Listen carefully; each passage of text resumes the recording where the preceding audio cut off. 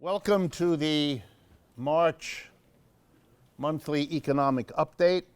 I will not hide the fact that all of us who produce these events are more than a little pleased to see the attendance be sustained at this level. There are seats, once again, if you could put your hands up. We got someone just came in looking for a seat over here on the side.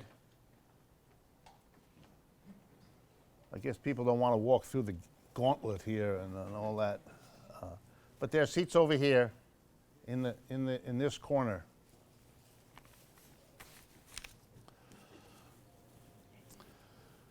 Okay, a brief introduction, then a few words from Mary over here for an announcement. But let me begin by welcoming you all, as I have tried to do, by mentioning, as we always do at the beginning, that three institutions combine to produce these events: the Judson Memorial Church, in which you are currently seated, a very old and historical institution here on Washington Square in New York, that kindly invited us some time ago to do this on a monthly basis and has been wonderfully supportive and enthusiastic and encouraging in making this space available and accommodating those of you that come and providing all these resources. We are very grateful, and I want to be sure to thank them each time. Secondly, there is the Left Forum. That is now gearing up for the 2017 Left Forum, which will take place at the John Jay School of Criminal Justice. That is a type of justice rather than an adjective describing what justice is. And it's part of the City University of New York. It's located on West 59th Street. And the Left Forum will be there from June 2nd to June 4th of this year. You can go to leftforum.org and get all the information about that. We expect between 4,500 and 5,000 people to attend, which is the normal number of the last few years. There are usually 300 or 400 panels over the 2.5 days. It's a chance to meet and interact with activists and academics. And given the current new government, my guess is we will have quite a time in June at John Jay. So if you're interested, please find out. And finally, Democracy at Work, which is the institution that actually plans and organizes each of these events that I work with. And one of the things that Democracy at Work does, besides this, which I know some of you know about, is to produce this weekly radio show, Economic Update, as well as these monthly events. And so I'm very pleased to announce that starting this Sunday at 8 o'clock in the evening, the weekly show that some of you listen to on WELI here in New York will also be carried by the Free Speech TV network into 40 million American homes. So this is a ratcheting up of our activity and our reach, and perhaps more than anything I can tell you should indicate to you that something is changing in the United States, and it isn't all on the right wing end of what's happening in the culture. Democracy at Work also has organized about 15 groups around the country, West Coast, East Coast, and yes, in the middle too. And one of them is based here in Brooklyn and has a whole host of activities. So if you'd like to get involved, please consider doing that. And to let you know about the next activity, Mary here is going to make a brief announcement. Hi guys, I'm Mary, the group's coordinator for Democracy at Work, and I want to tell you guys about our initiative to have monthly action groups for New York City as well as every city in the United States. We have one in New York City on Wednesday, the 15th at 7 p.m. at the Brooklyn Commons on Atlantic Avenue in Brooklyn. And the goal is to have discussions, have speakers related to the topic of creating a new economy that works for everyone, as well as breaking off into small groups that are committees to be focused on actions like legislative, education, cooperative education, things like that. So we'd love for everybody to come out. Also, if you are not in New York City, For those watching at home, if you can go to action.democracyatwork.info. We have a groups page where we have groups from all over the country. We'd like you to sign up and get involved in those groups as well. Or if there's nobody running a group in your town, we'd like you to start a group. So this is for everybody to get involved to create the economy that we need to move forward today. So thank you.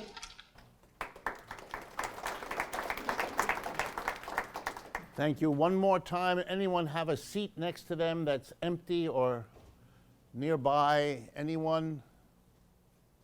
Well, my apologies to those of you that are standing, but... Good for circulation. What? Good for circulation. It's good for circulation, yes. I assume there are no more chairs. Mary, could you ask in the back if there are any free chairs that could be brought in? Thank you. Okay. Normally I would jump right in, but I do have a couple more minor items to get out of the way before we begin. We have asked for, and we have been wonderfully gratified to find people willing to sponsor these monthly events. They cost money to produce. They're being videotaped as I speak by Brian back there, who works our videotape operation. So it is enormously helpful when people step forward to help financially by sponsoring these. So I want to thank publicly Lee Schatt from Burnaby, British Columbia, Canada, who is the sponsor of this evening's event. He is a, quote, regular Joe, those were his words, we wouldn't do that, who is a fan of the show and requested that I do some research on the Canadian housing market bubble. Some of you may know that in places like Toronto, you're getting the kind of price appreciation that we normally expect in New York and San Francisco and places like that, but it's a real problem in Canada. And I wanted to tell Lee, not only thank you for sponsoring tonight's program, but also that I will look into that and make that a segment sometime in the future. You can always go to our website, democracyatwork.info, if you're interested in sponsoring. There's no problem. We are eager to work with you to get that done. Finally, last month we made a request to those of you that see this on YouTube. And we are extremely proud that in the last couple of months, this evening's event was viewed on YouTube over 100,000 times, which is an amazing comment, a little bit like being on Free Speech TV this coming Sunday evening. Anyway, we requested, or I did last month, that if you watch us on YouTube, please follow us on YouTube. It makes an enormous difference. And thousands of people did that. So we are very pleased, and we are also stimulated to ask you to do it again. So those of you that are going to see this on YouTube, please consider being supportive in your way. And there are 3 ways to do that. Number 1, to sign up to follow us on YouTube, as we just asked. Number 2, to remember that the folks here this evening paid $10 to come and participate. And those of you that are watching on YouTube, even if you can't do the 10, we are perfectly happy with 1 or 2 or $3.75, whatever you might like. Do your part, help out. It is something that is worthwhile. We've proven that, I think, in the years that we've built this up. And you can now be contributing to something that is growing and growing quickly. So my apologies for so many announcements, but it's partly a result of having the effect of what we do. All right, let's turn then to some of the things that have happened in the last month that deserve some analysis. And there are too many. So I'm going to ask you to bear with me. I can't do justice to what is going on. The pace of activity is being ratcheted up. That's probably due to the Twitter activity of Mr. Trump. So I want to give him credit. In a meeting like this, that probably won't happen very often, so we'd start with that. I also am aware that many of you are wearing red. I wanted to express my solidarity. Red.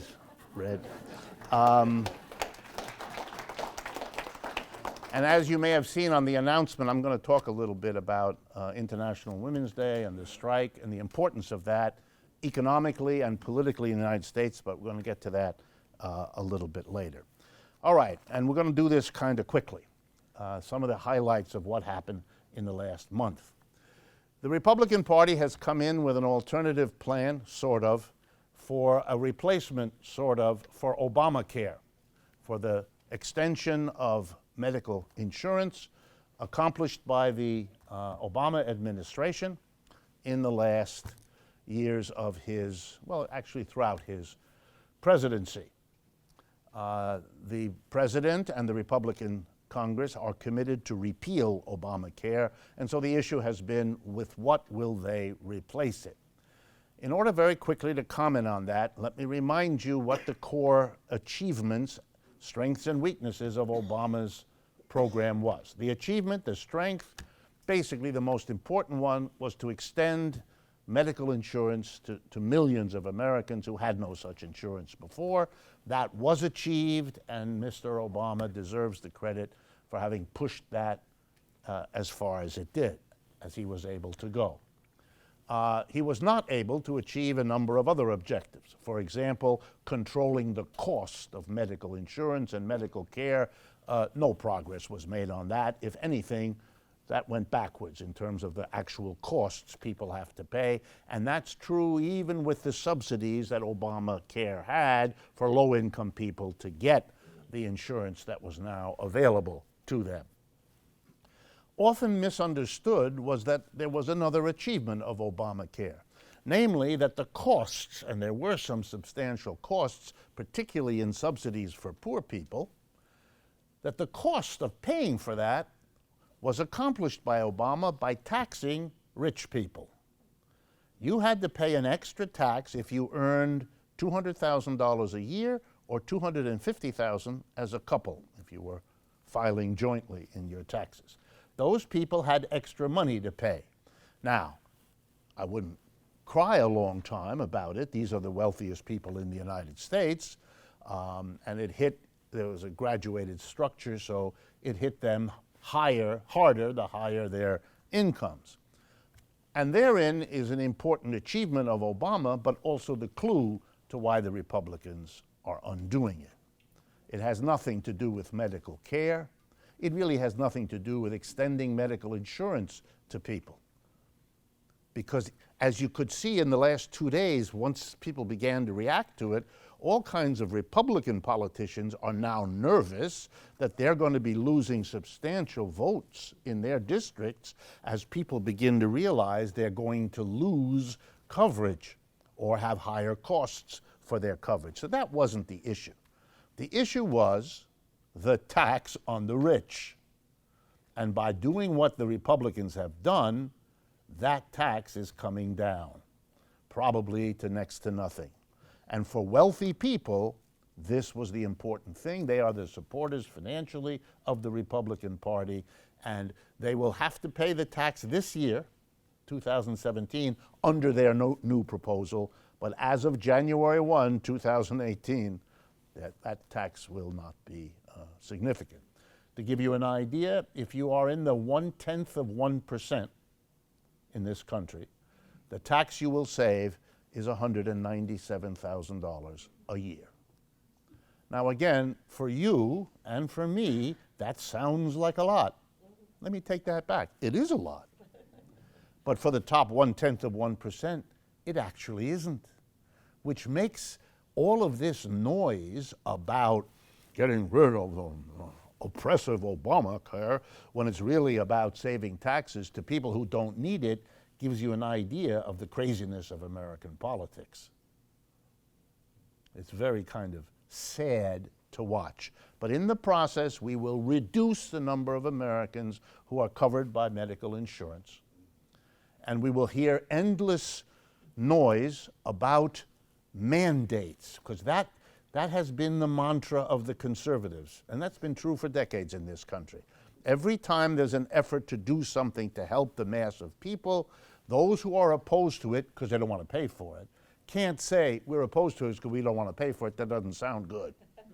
So what they're opposed to is the lack of, get ready, freedom. That's why the mandates were so important.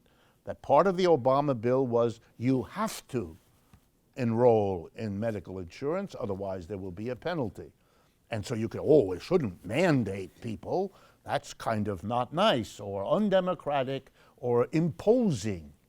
So before I leave the topic, I just want to remind you about some of the mandates you all live with and seems not to have distressed you too much. We require everyone in this country to get an education. Every child has to go to school. It's a, get ready, mandate. You go to jail if you don't do it.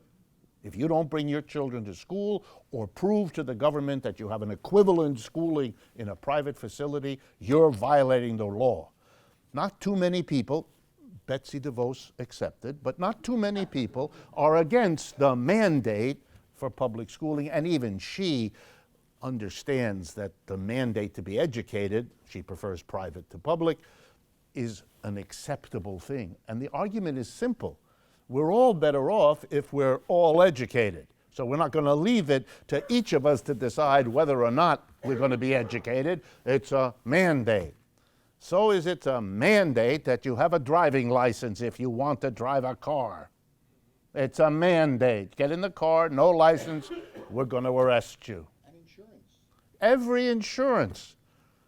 We have a mandate that you have to have certain kind of machinery in a place where you collect the milk from cows so that we don't all get sick between the time the cow is milked and the time that you pour it into your glass. We have a FDA program that mandates all kinds of control. We are surrounded by mandates. But suddenly we were supposed to get very exercised that there was going to be, yes, can you imagine, another mandate. And against that, we who were lovers of freedom had to resist. Taking this stuff seriously is difficult. Even talking about it the way I do is difficult. I would rather throw objects at this sort of thing, but you might not come back if I did that. Okay. Next item. This is one that happened this last week, but this is so interesting and so important, I want to talk to you about it. This has to do with the Caterpillar Corporation. It's not about little butterfly objects and all of that. This is about a huge American company that produces farm machinery, earth-moving machinery, huge cranes and all of that, Caterpillar.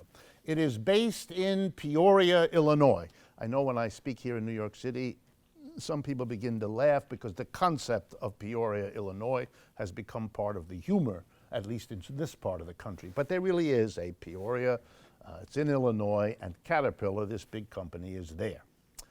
Caterpillar suffered several indignities this last week.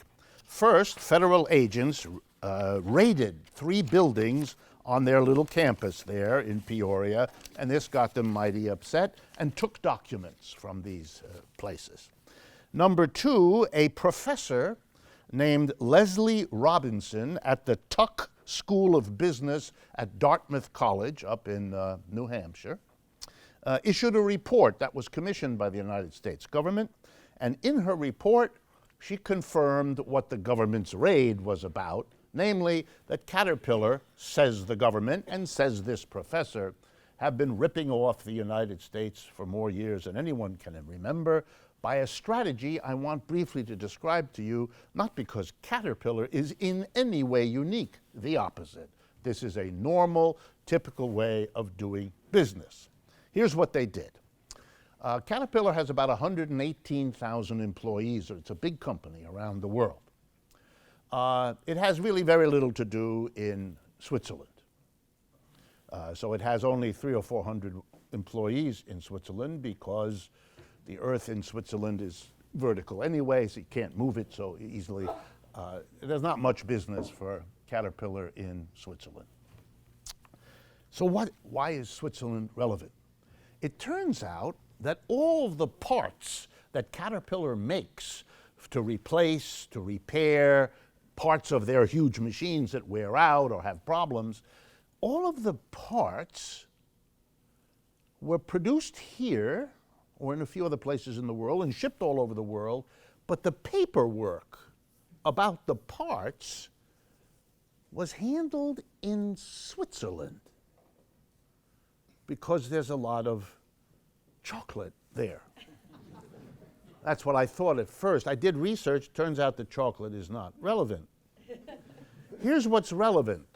The Swiss government entered into an agreement with the Caterpillar Corporation a good dozen years ago, saying that any profits that Caterpillar might want to register as having occurred in Switzerland would only be required to pay between 4 and 6%.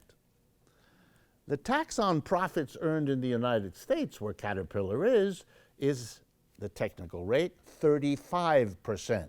You will all notice that there's a difference between 35% and 4 to 6. So what was done by Caterpillar and is done by many other companies in many parts of the world, not particularly Switzerland. In fact, Switzerland isn't even that famous for this sort of thing. Luxembourg is, Ireland is, but not Switzerland. But the Swiss probably noticed the good fortune of Ireland and Luxembourg and wanted to cash in on it. So Caterpillar said, great, here's what we'll do. We'll set up an office, we'll have a few hundred people, they'll keep records. And we will route everything we do in our parts business through that office. So it'll show up, for example, that office purchased a part, let's say a part at the price it costs Caterpillar to make it, $20 here in Illinois. So the Swiss subsidiary buys from the American parent company a part at $20. The American parent company shows, we didn't make any money, it cost us $20 to produce this, and we sold it to these Swiss people, our own subsidiary, for $20. No profit. The Swiss people sell that thing for $20, that's what they paid to the American part of, they sell it in Pakistan for $100. And they know, profit, $80. And where did the profit get earned? Switzerland.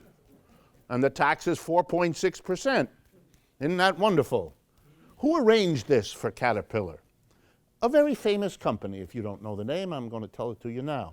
PricewaterhouseCoopers, one of the leading accounting firms in the world, one of the biggest American. It is, you're going to love this, it is both a consultant who worked all this out and the auditor. In its capacity as the auditor, it certified the reasonableness of what it had done for them as a consultant. You can't make this stuff up. The end result, according to the United States government, is at least $2.5 billion in taxes that should have been paid to the United States over the last 10 years, weren't. Instead, a small fraction of that was paid to the Swiss government, which is why when you climb the mountains in Switzerland, there's never any piece of paper on the path. They have, by the way, that's true. And they clean the paths. It's very Swiss. My family is partly Swiss, and I could never get over that. The minute you cross the border into Italy or France, there's papers everywhere, but in Switzerland, no papers. The Swiss have done very nicely. The Americans, not so much. Let me remind you what the three options are for the United States when Caterpillar doesn't pay $2.5 billion. Number one, you cut back spending on all kinds of things because you don't have the money. You have $2.5 billion less money. That's fewer scholarships you can give students. That's fewer roads you can fix. That's fewer libraries you can fund. You get the picture. So one thing the government has to do is cut back services. It has a second option. It can raise taxes on the rest of us to make up for what the companies aren't spending. And the third option is not to cut the services, not to raise taxes on the rest of us, but to borrow the money and put the United States even further into debt than it already is. If you think all of those three options sound awful, you're right. And those awful options will be dumped on us as a people because these companies can pull this stunt using the biggest accounting firms in the country, who write half the laws of this country about such things anyway, as lobbyists. Then we're caught in that kind of system. And it was nice to see that at least one company of the literally hundreds of thousands that do it got caught because it was a little too much a little too in the open, and probably there was a whistleblower somewhere who alerted the authorities, and then the authorities had to move because it would look bad if they hadn't. The whistleblower earns 10%, by the way. The whistleblower gets a cut of the action if there's a final judgment. That's right. Third item, and this one I'm actually only presenting to you because I do, on a certain level, want to gross you out, as we used to say. This has to do with the relationship between the U.S. Immigration and Customs Enforcement Agency. Immigration and Customs Enforcement, initials ICE. ICE. What a wonderful choice. These are the people who are rounding up immigrants without papers all across the United States and sticking them into detention centers prior to throwing them out of the country. That's already bad news, but I got much more for you. Second item, more and more of them are being detained in private prisons. Prisons set up by private capitalist corporations to make profit, which is why they set up any corporation. And a dispute arose in one of them, the Denver, Colorado, Denver Contract Detention Facility, a 1,500-bed center in Aurora, Colorado, owned and operated by GEO Group. That's one of these large private prison companies. And they have been holding thousands of these rounded up immigrants, and they've not been treated real well. And these immigrants, and I'm a nod to the United States as a place where at least this can happen, these immigrants found a lawyer or two to help them. And the lawyer filed suit, didn't go very far, but then this last period of time, by the way, all of this is taken, if you're interested, a story from the Washington Post, March 5th, written by Christine Phillips. If you're at all interested, you can find all the details there. A judge in Colorado by the name of Kane, K-A-N-E, senior judge in the U.S. District Court in Colorado, said that he would listen to a complaint, and he listened to it, and he decided this should go to trial. And here's what the complaint is about. The detainees, in large numbers, were, quote unquote, volunteering to work up to 40 hours a week at the stunning salary of $1 per day. I'm going to say that again just to make sure we're all on the same page. $1 per day. It turns out that the GEO Group prison threatened workers that did not do this, that it made them liable to solitary confinement detention in the prison. These are people who haven't been convicted of anything. They have not yet had any legal procedure to determine even whether or not they can be thrown out of the country, let alone anything else. In argumentation before the judge, GEO, that's the private prison company, argued, and I'm quoting now, even if we are forcing people to work under threat of solitary confinement, that would be allowed under Colorado law. In response, Judge Kane said, no, it wouldn't.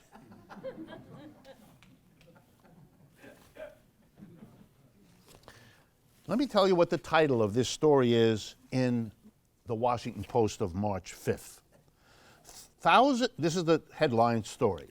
Thousands of ICE detainees, I'm going to call them ICE detainees, claim they were forced into labor, comma, a violation of anti-slavery laws. We are a country in which we are not only claiming to solve our problems, our economic problems that are of long building up and are very deep, by expelling 2, 3, 4 million immigrants here. But while we go about doing that crazy activity, Let me remind you, we are a country of 325 million people.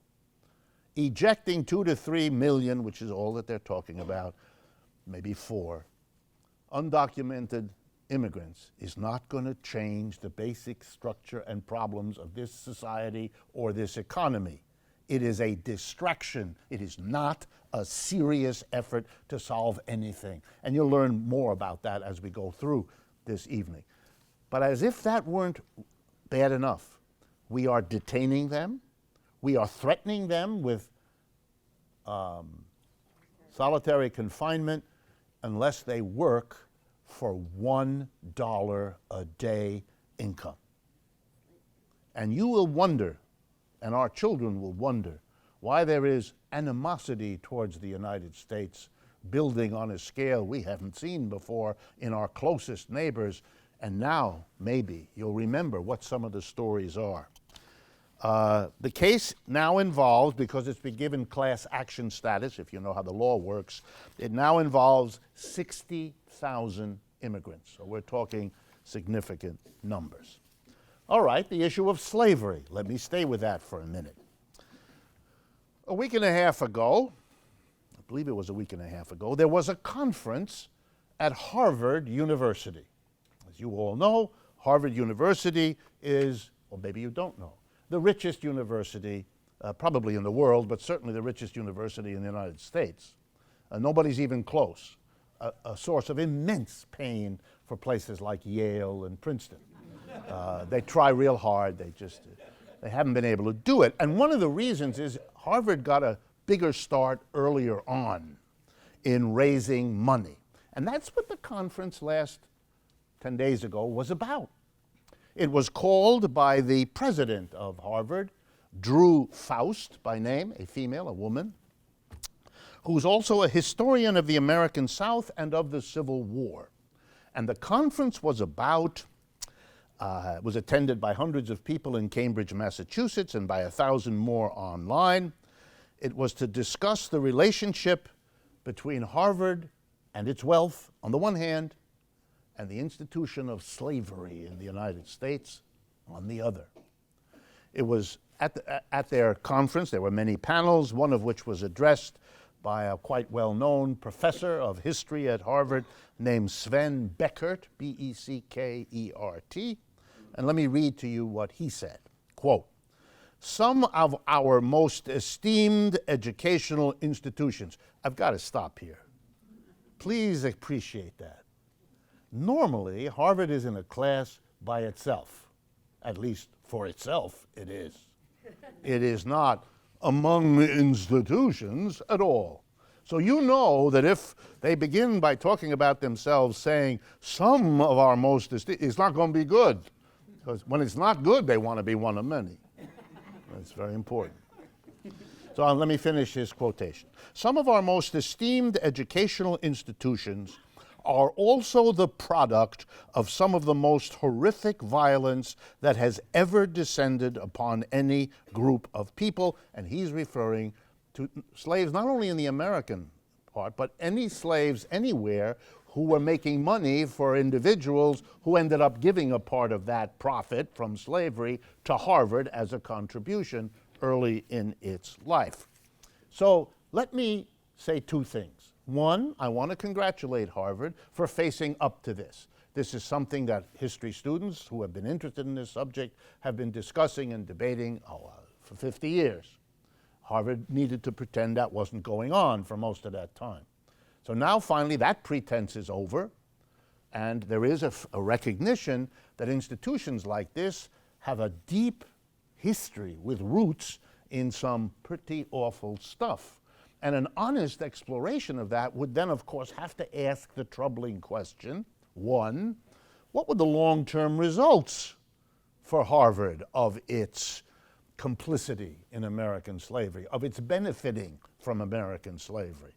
What did that do to the curriculum, to the people that were hired, to the students that were educated? How might all that work? And in the interest of transparency, let me be clear.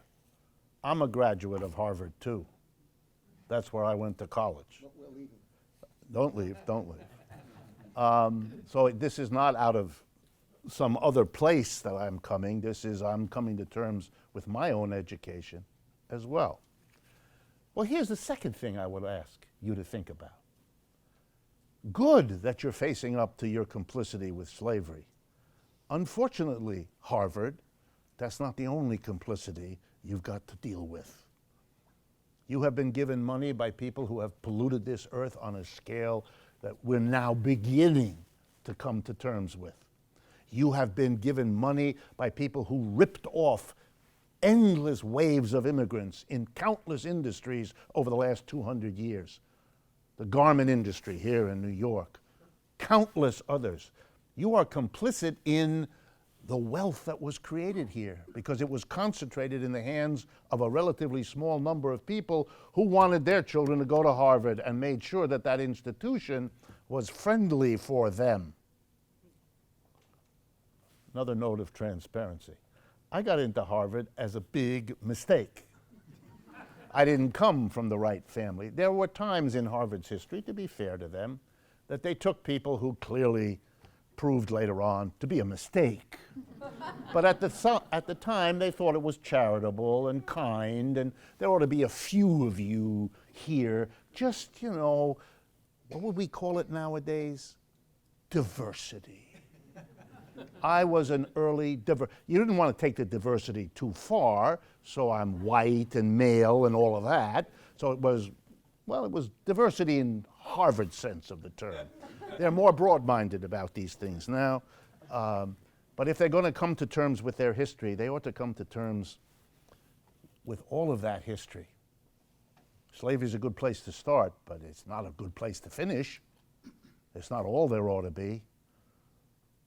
Today, Harvard, like other institutions, performs something which I want to end this story with by telling you.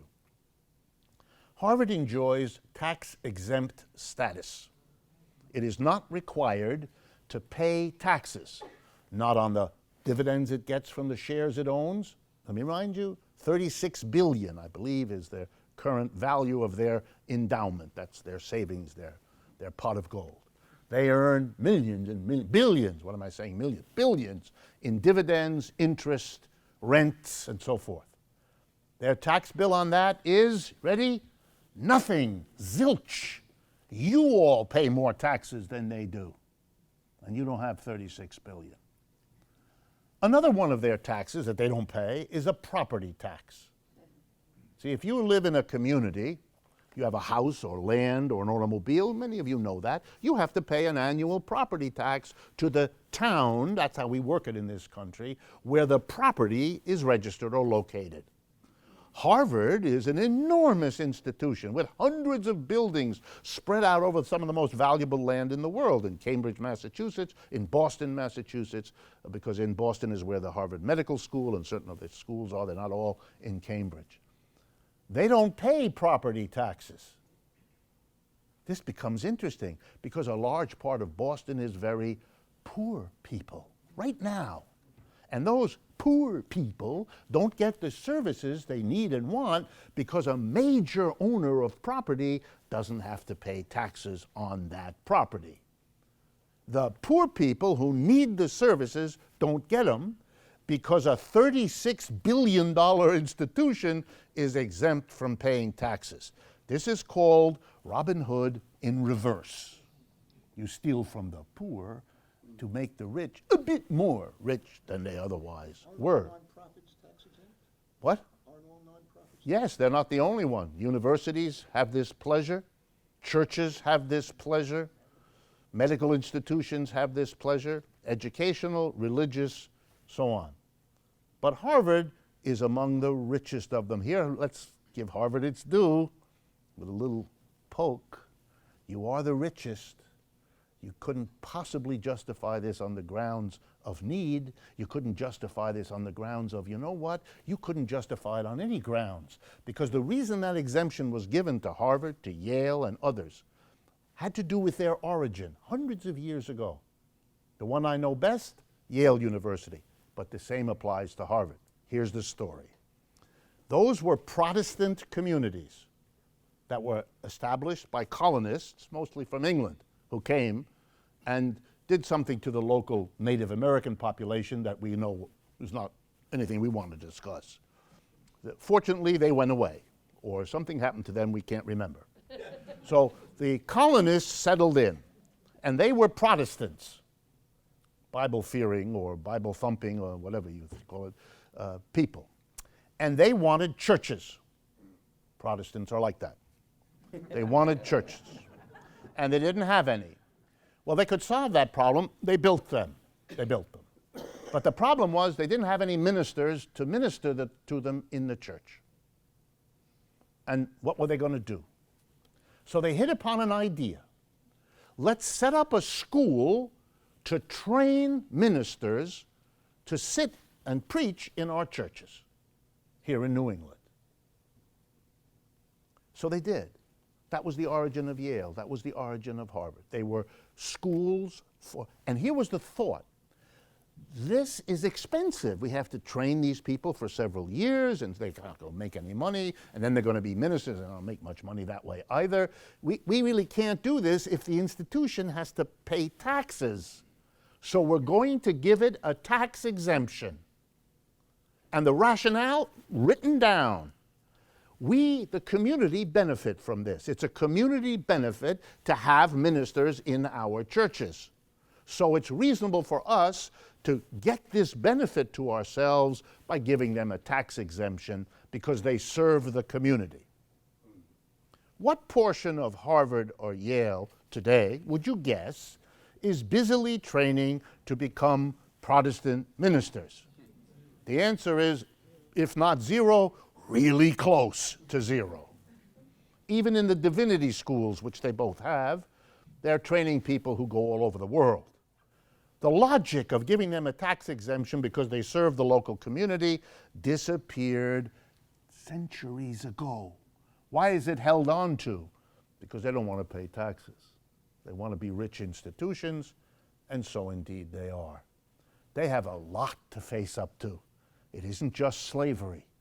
It's a great thing that they're being open about the slave part, but hopefully it's a door open to being honest about a whole lot of things. On the other hand, I would not be straight with you, having gone to Harvard, to say to you that if you are waiting for them to expand this awareness of slavery to the other issues, my advice is don't hold your breath. Okay, next item. Two places in the world that are suffering in the same way. Greece and Puerto Rico. In fact, it's so similar, it's kind of stunning. Here's what happened in those two parts of the world. Puerto Rico, as you know, is part of the United States. Greece is not. Over the last 40, 50 years, politicians in Greece and in Puerto Rico entered into a wonderful, a really wonderful relationship with banks. Here's how it worked. We are politicians. Our people can't stand us for good reasons, so we have to do things for our business community and for the public, but we don't want to tax them to get the money to do that, because then they'll be angry at us for taxing them, and that'll overwhelm whatever we do with it, especially given how much of it we typically steal. So here's what we would like. We would like to get a lot of money lent to us to do the things that'll make us politically popular.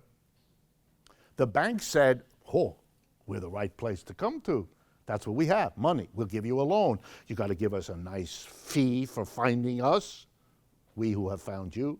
And you have to give us nice interest, but we'll give you the money because we can make a fortune out of lending it to you. And you can do whatever political game you want with the money, and you'll become popular and you'll get reelected. And it's wonderful. And it was 30, 40, 50 years of wonderful. The only little problem was that the loans kept rising. Puerto Rico is little, poorest part of the United States. $72 billion they owe. The Greeks owe much more than that. So now, finally, they've accumulated an amount of debt which they can't pay. Meanwhile, gone are the politicians who raked it all out, who took it for themselves, who went on to other jobs or died, or went into another line of business. They're gone. The bankers have gone. What's left is the debt. And the debt is a problem for the people of Puerto Rico in one case, and the people of Greece in the other. So the authorities in both places are confronted with, oh my God, what are we going to do? They can't possibly pay. For Puerto Rico to pay off the debt of $72 billion would immediately plunge that society into a level that would make the American Depression of the 1930s look like good times. Let me read to you the comment of Joseph Stiglitz, Nobel Prize-winning economist, some of you have heard of. He said, the board, by the way, Puerto Rico is now governed not by Puerto Rico and not by elected officials in Puerto Rico. There is a board created by the United States Congress, that means the Republican Party with the complicity of the Democrats, have a control board that is actually making all the decisions superimposed on top of. The real power is in Congress, not in elected officials in Puerto Rico. According to Joseph Stiglitz, if the plans of that board are followed, cutbacks of service, raising of taxes, quote, will turn the island's recession into a depression of a magnitude seldom seen around the world. The board wants the Puerto Rican government to cut $7.6 billion in government spending over the next 2 fiscal years, including $1 billion in healthcare services, $300 million from the public university, and $350 million from aid to cities. These cuts would mean that the island's gross national product will plunge 16% over the next year and a half. Over the last decade, 100,000 Puerto Ricans, because they've been in trouble for about 10 years, have left Puerto Rico and come here.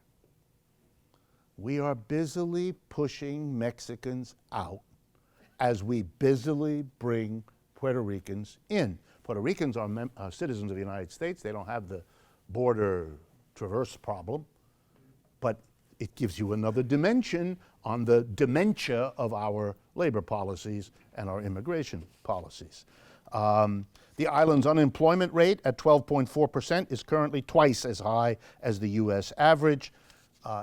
It's unspeakable what's being done to that population, dispersing its people, destroying its economy in the name of paying off a debt that the vast majority of Puerto Ricans knew little about, benefited very marginally from, but it was a great holiday while this capitalist economic system did this.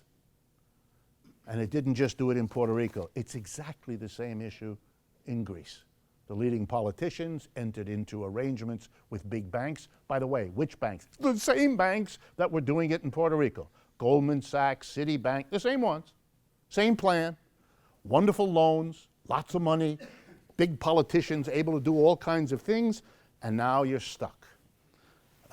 Greeks are leaving Greece the way they last did in the 19th century, moving elsewhere in the world to find work. Unemployment rate among young people in Greece below 30 years of age is 50%. 50%. That's why they're leaving. What's to stay? A system that does this, even though at this point it's only being done on this savage level to small corners, but think of it as experiments for leaders. It's an experiment for America. Can you do that in Puerto Rico? And if you can, where else might you do it?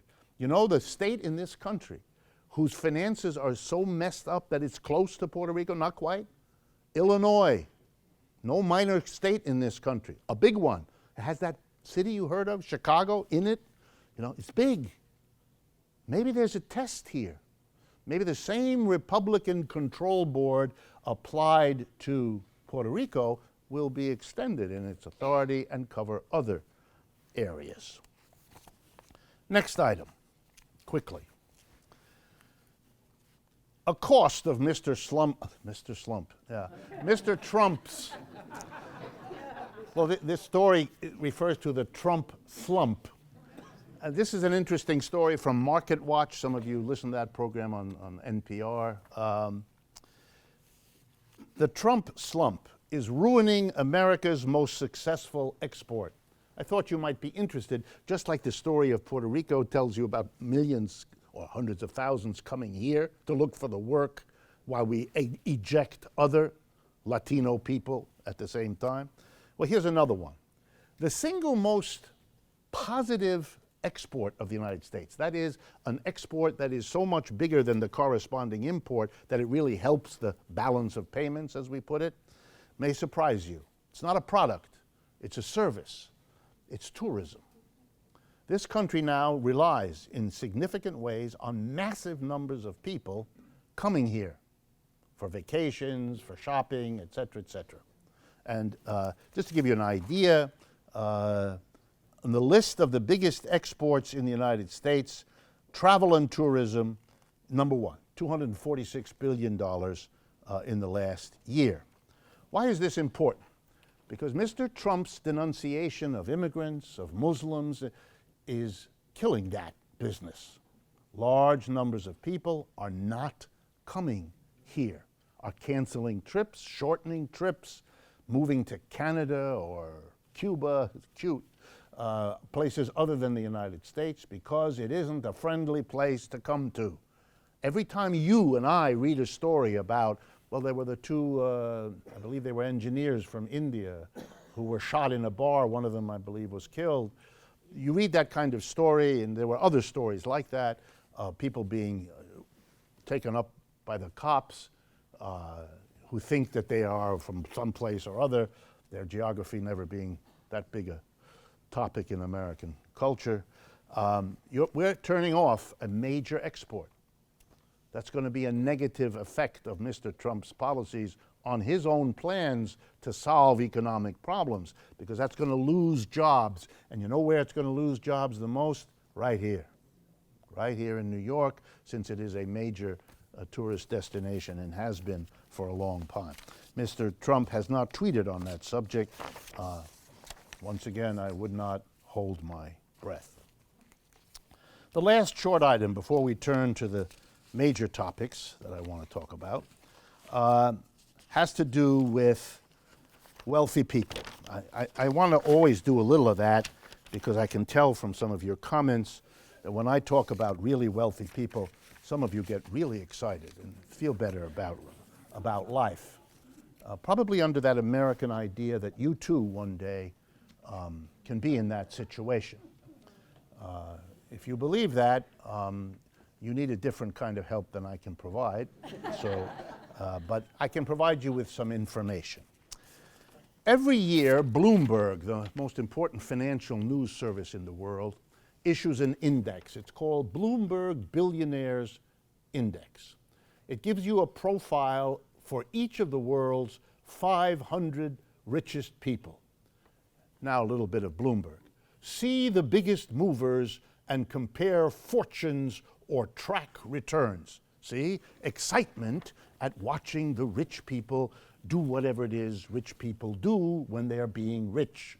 Okay? So, and there's a list in order. So you can get right up to number one. I'm going to talk to you about number one and number 6. 1 and 6. Number one is Bill Gates. Bill Gates. And what can I tell you about Bill Gates? Well, his total net worth, $85.6 billion, which is a lot. So I thought I'd figure that out, and I'd make an assumption or two, and I'm going to tell you what it is. If you have money like that, in fact, if you have anything like that kind of money, you don't manage that money yourself because you don't know really how to do that. You never learned how to do that. It's not your skill. You hire someone to do that. And the kind of entity you hired now goes by the name hedge fund. There are other names, but that'll do, hedge fund. You hire them, they manage your money. So Mr. Gates, no doubt, does that. And let's assume he gets 5%. Many hedge funds promise wealthy people a good bit more than that, but let's assume 5% is what Bill Gates gets on the average. So I thought I'd do a little arithmetic. I asked myself the question, if you have 85.6 billion and you get 5% a year income, how much does that come to each week out of the 52 weeks of the year? What do you get each week? So I did the arithmetic, and I'm here to tell you, he gets $82 million a week. And please notice, he doesn't work for that. For all we know, he lies in bed, eating grapes. It doesn't matter, because this is income he gets from his wealth, not from anything he does or doesn't do. So 82 billion. Now you know why Bill Gates never buys lottery tickets. Because he wins the big lottery every week. In any case, he doesn't need to buy the lottery tickets, because if he wants, he can buy the lottery. And then he gets all the tickets, which is actually what he got, isn't it? $82 million a week, every week, 52 weeks of the year, every year, forever. Actually it goes up because he adds that wealth. Because even some of us who are good shoppers, unloading 82 million a week, you know, at TJ Maxx, that's not easy. So I'm sure he doesn't go there, but you get the picture. And here's a comment briefly about Mr. Gates. If you listen to the right wing, you will be told the following. Mr. Gates made a great contribution. He invented the computer, or whatever it is that we say he did. And we are told that ought to be recognized. I couldn't agree more. That ought to be celebrated. I couldn't agree more. That ought to be rewarded. I couldn't agree more. Give him a Cadillac. Give him a nice home someplace.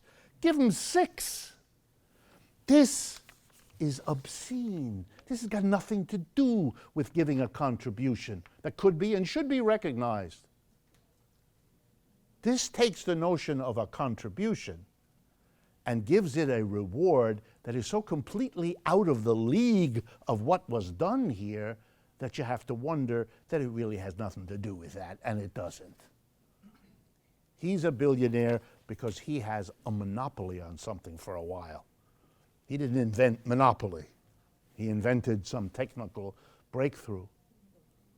We are the ones who permit this kind of a reward. Let me turn to number 6. Number 6, and I don't know if I'm pronouncing his name correctly. Carlos Slim or Slim, I don't know, a Mexican business. Slim, okay, Carlos Slim. He's number 6. He lives in a terrible shadow. He doesn't have 85.6 billion. He only has 51.5 billion. By the way, one of the things he owns is a major chunk of the New York Times, for those of you who don't know. What? Madoff, yes. Wonderful name. He made off with, anyway.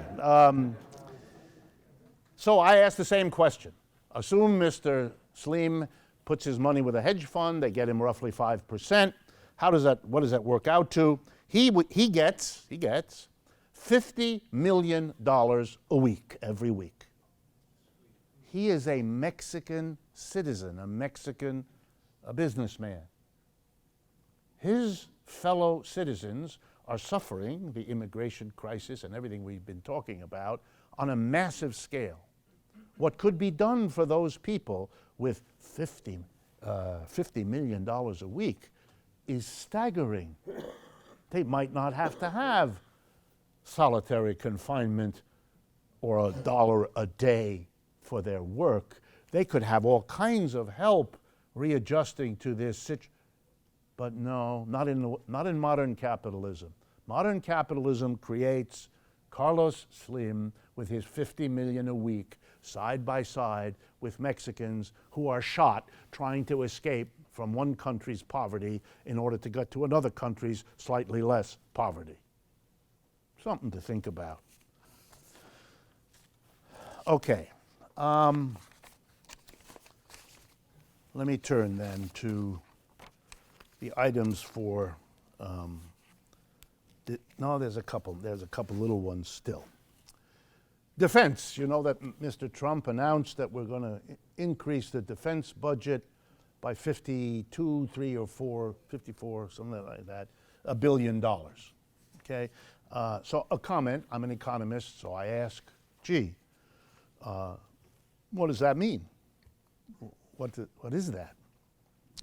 So I went to a source for this. It's called the International Institute for Strategic Studies. I believe it's located in Britain, and it is the go-to resource for all information about defense spending across the world.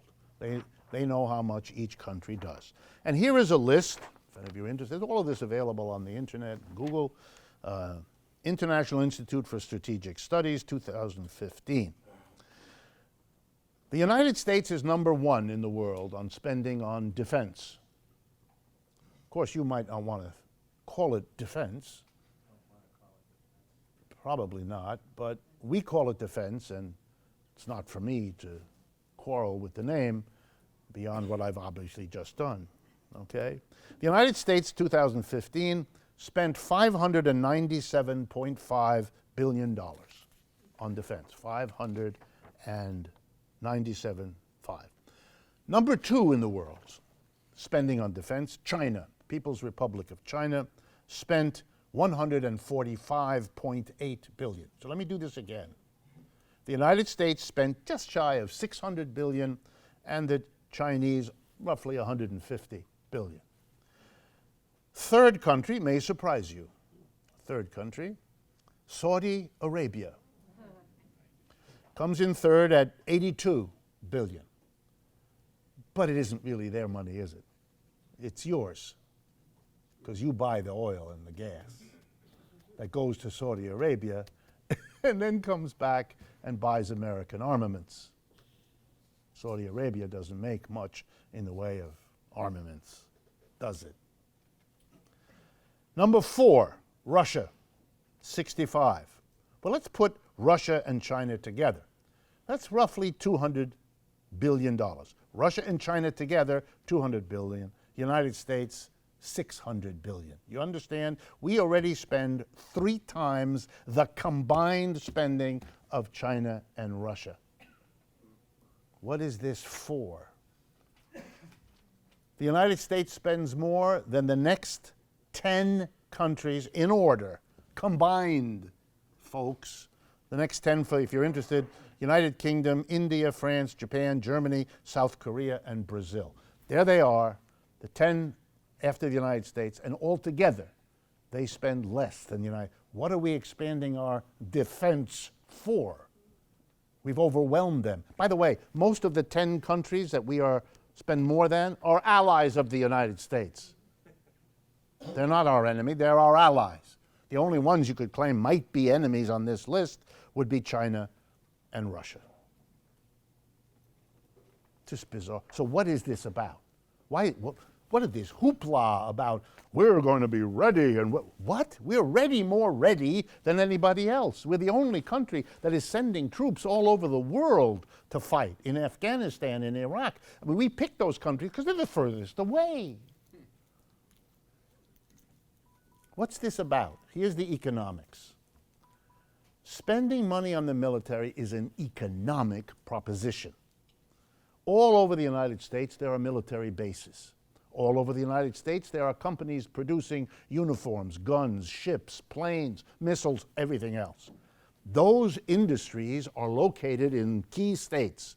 The military long ago understood that.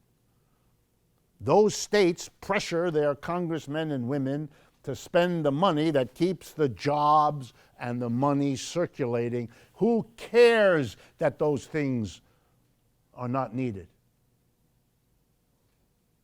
We can send missiles crashing into the desert forever. As long as we order more missiles, we keep those people working who make the missiles. Outer space is even more attractive because you can send everything there. And you can send an unlimited amount. It's fantastic. And you can keep the businesses happy, the companies happy, the workers happy, the politicians in those neighborhoods. The constituency to push for this is all in place. Compare that to the constituency for not doing it. Who gets a benefit by not having defense spending?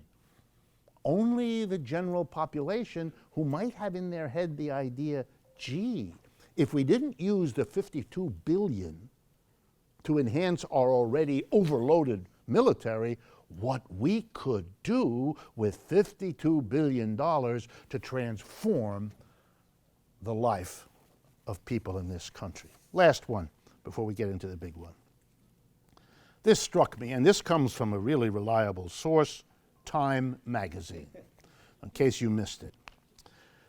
From 2005 to 2015, the number of Americans age 60 or older with one or more student loans outstanding soared from 700,000 to 2.8 million. Let me try.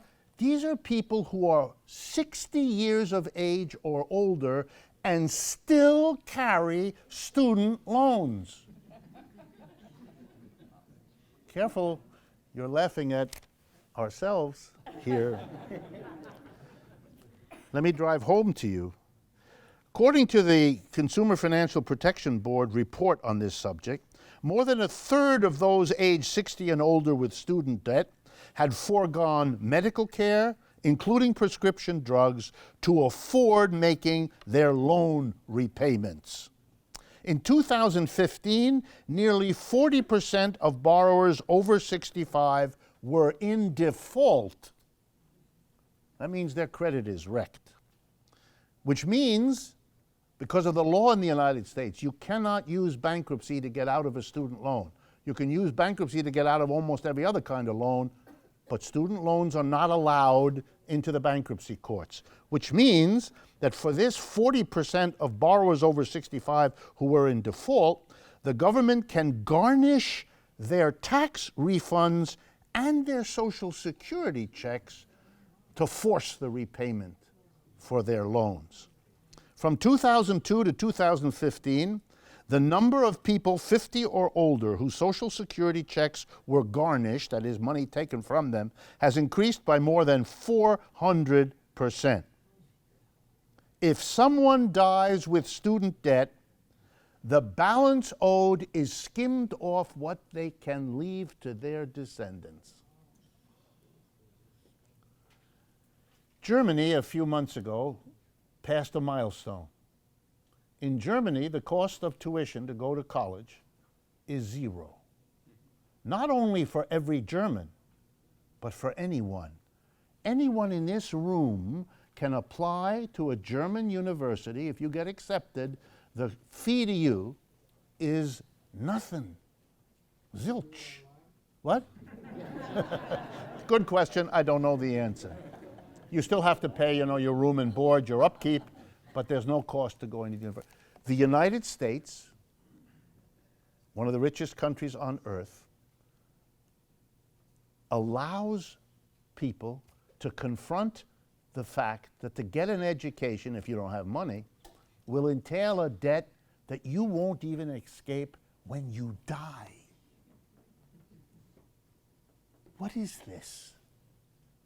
$52 billion to take our already bloated defense establishment and bloat it some more. But the money to help people who are 65 years of age, have defaulted, give them a break for the terrible thing they did of borrowing money to become educated in our culture.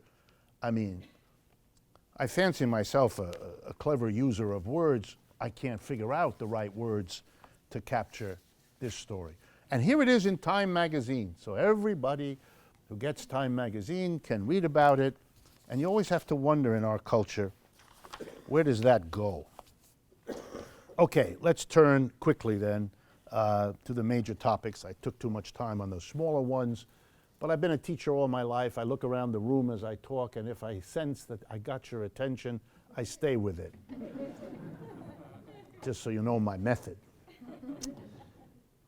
Today is International Women's Day, March 8th, every year.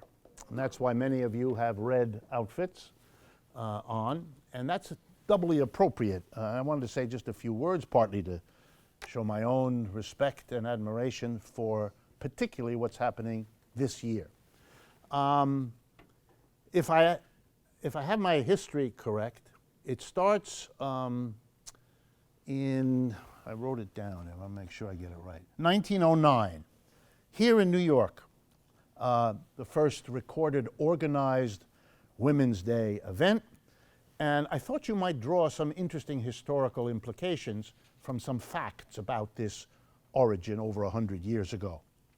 It was organized by the Socialist Party of the United States. That was the organizer of the first Women's Day. And it was done to commemorate a strike that had happened a few years earlier in 1908, or I guess a year earlier, 1908.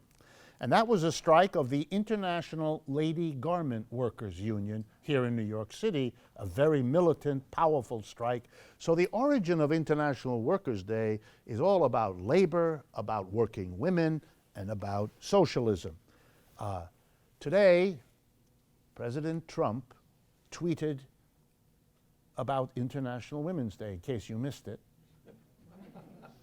And he expressed there his deep respect for women and the enormous contribution they make to our society. I'm not making this up.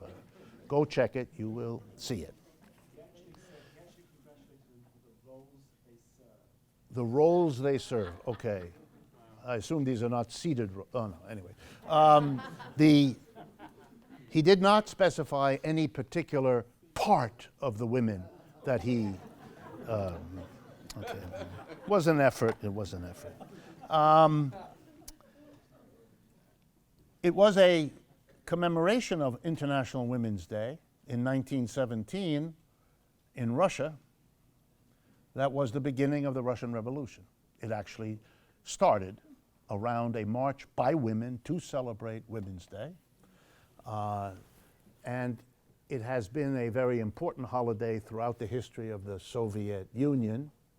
They were the first country to declare that International Women's Day will now be a national holiday.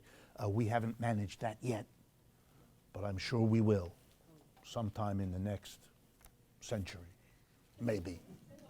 But in Russia and China, it's been a national holiday now for quite a while. 1917. Well, I have to say something, right? This is 2017, isn't it? That's the 100th anniversary of the Russian Revolution, which was a major attack against capitalism with outcomes good and bad, but nonetheless it does deserve some recognition. And it has a lot to do with women's issues and women's concerns. So I just wanted to say a couple things about it. I'm an economist, but I admire two things about what's going on today around the country. First, that women are active. I don't really care the details of this or that demand. What I relish, what I admire, what I want to support is people are getting out and they're expressing their views and they're wanting to change the world and they're getting together with other women to make something happen where everybody can see that they're angry, they're upset, they want change. That is wonderful. And like in 1917 in Russia, as it inspired other parts of the society to follow suit, it could change everything. So the women, I think, deserve an enormous congratulations for the march right after the Trump inauguration and right on through this event and the others that are planned. And I don't want to get lost in debates about this or that demand or this or that strategy. It's the getting together and struggling and figuring out what to do and making mistakes along the way, as everybody always has. That's the getting up and moving. That's what's exciting about all of this. And that's why the demonstration in Washington Square earlier that some of you knew about or participated in, these are very important events. These are going out across the country. People are knowing about it. They had others in other parts of the country. It's very crucial. And the other thing I would say is that the Marxist movements in the world, the socialist movements, have, not all, but many, learned something from feminism, from the women's movements of the past, that are making change happen now. You don't always see it, but it's there. And it's written down and it's being developed by concerned socialists, feminists, Marxists, and people who accept all those labels. And it goes something like this. You cannot go beyond capitalism by simply dealing with the realities of politics and jobs, what happens at the workplace, what happens in the larger society. You also need to face up to the need to transform not just the workplace, not just the political sphere, but the relationships between men and women, the household and how it is organized, the relationships between parents and children.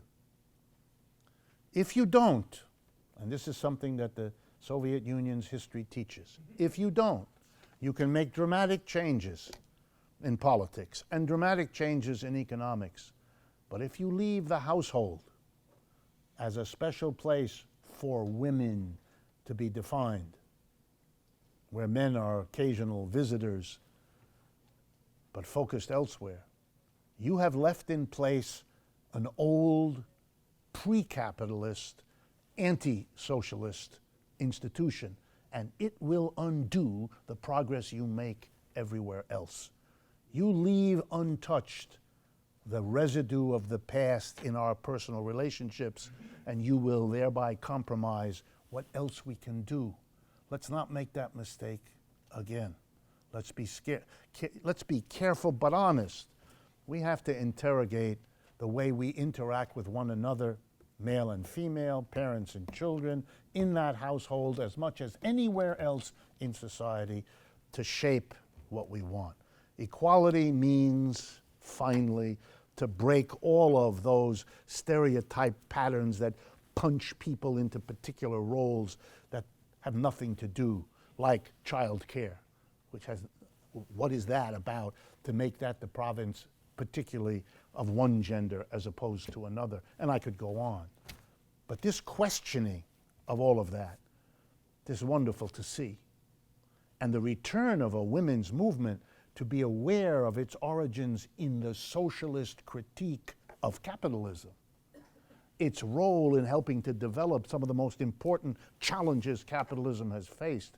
That's a kind of coming back to your origins on the part of the women's movement that makes it even more likely that the whole society can now pick up and benefit from the initiative that the women took. So just a point about that.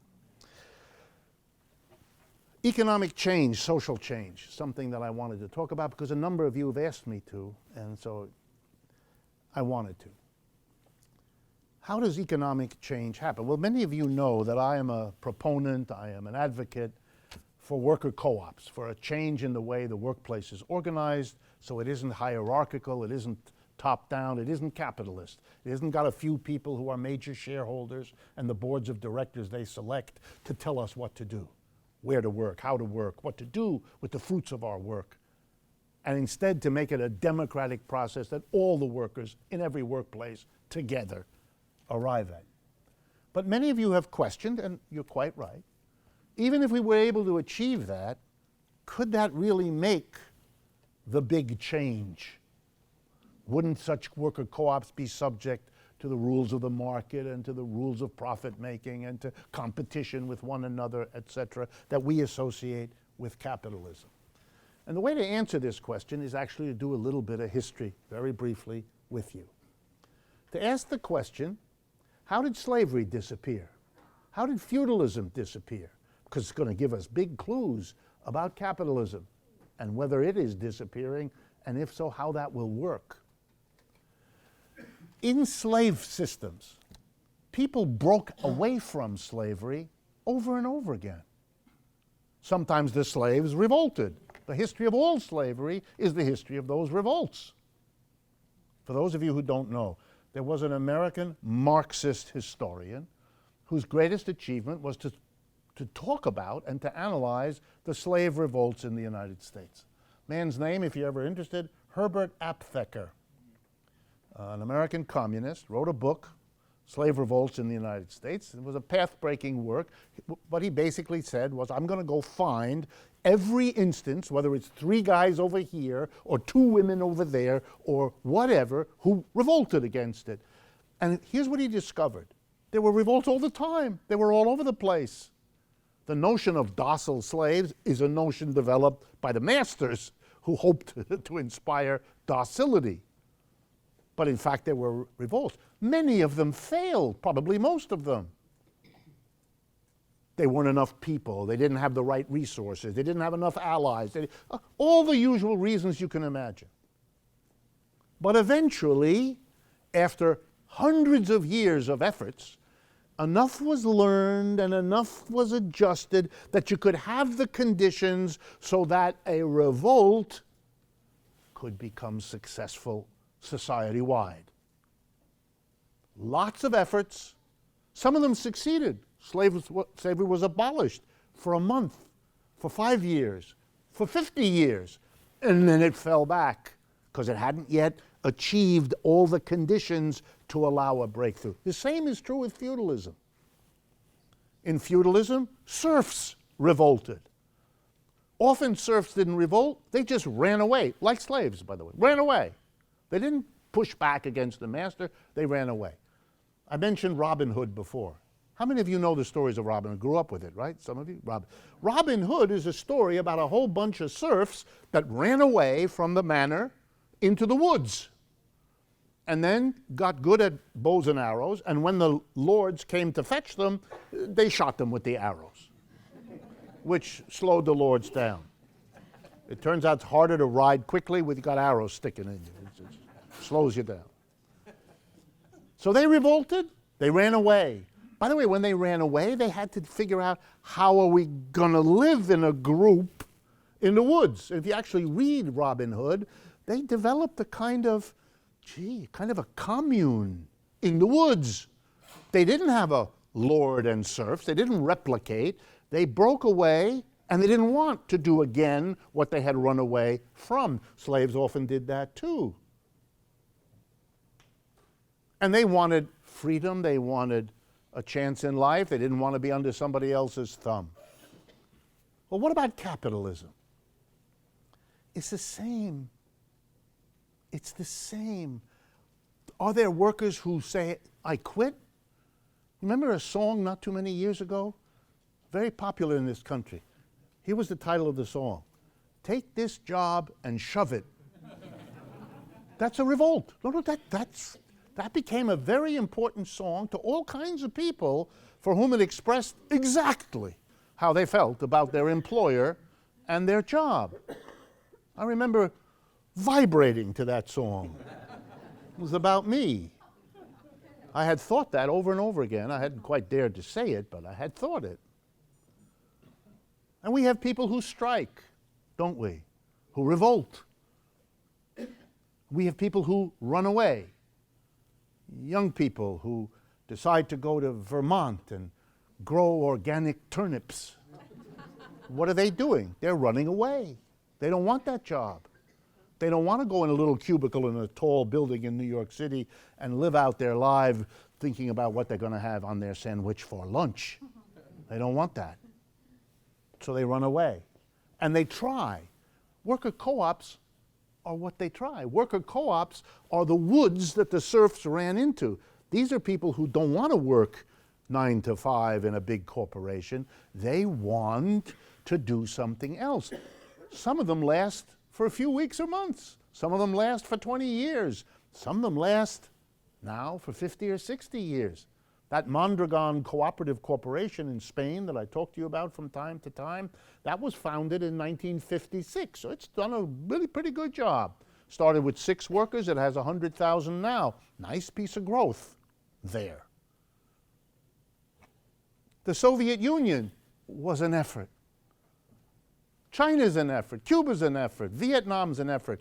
The point is not to approve or disapprove them. Each of those efforts is an effort. It's going to make big mistakes. They certainly did. It's going to learn some things. They certainly did. Our job, if we're interested in social change, is to collect the stuff they learned that we need and to be sure not to do what they turned out to have done badly and wrongly, and not to shy away from reaching those decisions. What do we want to keep and build on? What do we want to make sure we don't do again? But we don't have anything to worry about in terms of, gee, the Soviet Union didn't work out. or the People's Republic of China isn't. That's how it went every other time. The early efforts don't do the job. The early efforts are pioneers. They help you figure out the path, but they aren't the path themselves. Anybody who studies history kind of knows. Don't let people tell you, oh, the Soviet Union isn't there anymore. That's very exciting, thank you. Who cares? The trick is not whether it's there or not. The trick is, can we learn from that effort what's good and what's not, what works, what doesn't, what's progressive, what isn't. That's the trick, and that's what people in fact are doing, whether they're conscious of it or not. Last point for today. The change here in the United States is now palpable, friends, and it's just what the history would suggest. In 2008, the capitalist system in this country and abroad crashed. The second worst crash in its history, second only to the crash of the 1929-41 period, the Great Depression of the 1930s. That already is a powerful shock to this system. That it isn't the first shock makes it even more powerful. That we were supposed to have learned in capitalism from the Great Depression how to have the monetary policy and the fiscal policy and the Council of Economic Advisors and all those people that, to not have it again. We had all those, we put all those reforms into effect. Did it save us from the next big crash? No. And that big crash is a screaming proof that we can't control the instability of capitalism. Just like what I did with you a few minutes ago with the billionaires means we can't control the inequality that this system produces. What I told you about Mr. Slim and Mr. Gates, that's capitalism recreating the kinds of inequality we associate with the pharaohs of Egypt. This system has taken us backwards on the level of inequality. And the instability shook us. And then let's follow. Then we had a system so shocked by this collapse that it had to find a way to prevent the left in America, which is a big part of this country's population. It really is. Terribly disorganized, but it's a very big part of the population. And growing. That was a shock, and the terrible fear in 2008 was that shock would provoke the left. The mass of people losing their jobs, the mass of people losing their homes, the mass of people shocked by capitalism's failure to have learned how to prevent this kind of a crisis, having gone through it in the 30s. And in that moment, my own opinion, that's all, the decision was made to do something very extraordinary to keep this system from collapsing into an uprising of the left. And that decision was to put an African American into the White House. Bingo. Because that's what, nobody expected that. How could that be? He wasn't even in office very long. He was a senator for a few years, has a name that beyond words for an American electorate. What were you doing? What were you thinking? You were thinking you needed to shut down the African American community, shut down the labor movement, shut down white liberals, shut down anything that might have, that probably would have, mobilized if you had gotten a McCain or somebody like that, you know, a half-dead Republican person. I don't mean that in any kind of negative way. You know. So you got Mr. Obama. He didn't do much, but he was a good distraction. And then you had Occupy. Wow. For the first time in 50 years, a movement develops that doesn't shy away from talking about economics up front. It isn't about gender. It isn't about race. It isn't about all important issues. I'm not in no way questioning that. But this one said 1%, 99%, that's the core. Whoa. Everybody before that had been afraid to do that. You'd get labeled socialist, communist, all the, no. Keep clean. Don't talk about the economic issues. Occupy broke all of that up. Then the next step, Bernie, a socialist, a man who doesn't disavow the label. Granted, most Americans don't know what it is. But they used to think, they didn't know what it was, but they used to think it was bad. They didn't have any problem with, I don't know what it is, it's bad. But suddenly, a man gets up, a nice older guy, doesn't look like he'd hurt anybody, seems like your uncle or your grandpa, a very unthreatening image, very important, made it possible to actually listen just a bit to what he had to say. Boom, he takes off. Millions of people find this exciting. These are important signs. And now Mr. Trump. That's another sign of a desperate system. It can't hold itself together. It has to get somebody even weirder on the right than Mr. Obama was sort of on the left. Obama by now has been normalized, has been made part of, the ruling everything. And he's proud to be there.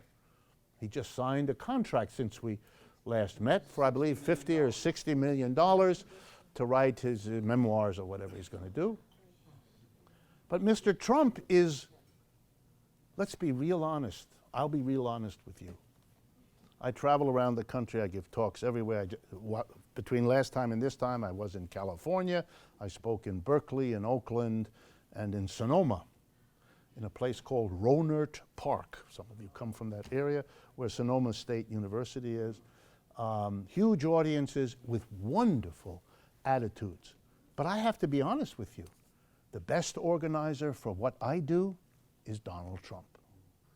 He creates fear, anxiety, shock, upset, and people are willing to come and talk about things they weren't willing to talk about, go on a demonstration when they hadn't thought of doing such a thing ever, or at least not for a long time.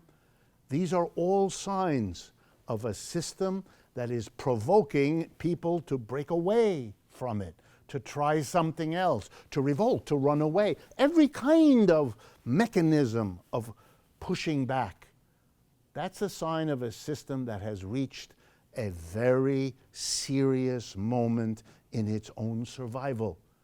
And the protestations of the people who run this society, that they could not be less worried, are just another sign of how worried they are. I learned years ago when I was on demonstrations that when the authorities say, we will not be affected by this, that's when you know you've hit home. Oh boy. When they have to pretend and get you to pretend that it doesn't matter, they've run out of weapons. Or put it differently, the next weapon is the stick and the gun. I'm not saying we're there yet, but we live in very interesting times, and the change that's underway in this culture, the change that generates all of these economic updates I just went through with you, and the equivalent number I didn't have the time to get to, these are signs of movement. Please become part of the movement too, each and every one of you, because that's what it'll take to make the change. But that's now possible. For 50 years, the left in America said, we're outnumbered, we're outgunned, we can't do anything. And there was a lot of truth to it. That's not the way it is now. It's on us now. And if we don't do something, it'll be we who didn't take this opportunity. This is a government whose chief focus is on collecting poor Mexican and Central American people and throwing them out and acting out like a 4-year-old about evil Muslims. But what's going on inside this culture doesn't seem to register. And that's a great opportunity for us. It's just a question of seizing it. We've run out of time, folks. Thank you very much.